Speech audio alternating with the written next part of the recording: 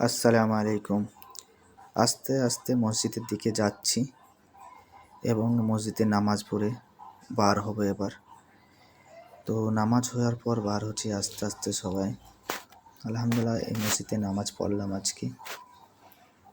Bike রাইডারের life এমনই, কারণ এর মধ্যে কোনো রাইডার ঠিকমতো বলতে পারবে না আজ কোথায় নামাজ পড়বো, কাল কোথায় নামাজ পড়বো, এর কোনো গ্যারেন্টি নেই।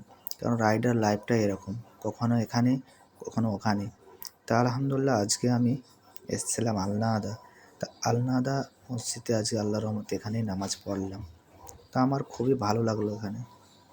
তো এখানেই নামাজ পড়ে বার হলাম। লাস্টের কিছু মুহূর্তে একটু ভিডিও বানিয়ে নিলাম। খুব ভালো লাগলো আজকে এখানে নামাজ পড়তে। আগামী শুক্রবার জানি না কোথায় নামাজ হবে, সেটা বলতে পারবো না, কারণ বাইক রাইডের লাইফটাই এরকম। কোথায় কোন জায়গায় কবে নামাজ পড়বো কোনো গ্যারেন্টি নেই। তো আপাতত এখানে এসছে আজকে। একটা অর্ডার ছিল, অর্ডার দেওয়ার পর সুন্দরভাবে আল্লাহর রহমতে এখানে নামাজটা পড়ে নিলাম।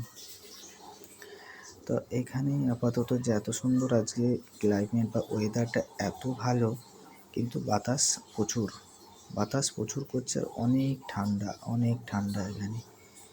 আপাতত বিগত 2-3 ধরে এত ঠান্ডা চলছে, এত ঠান্ডা পড়ছে কি বলবো।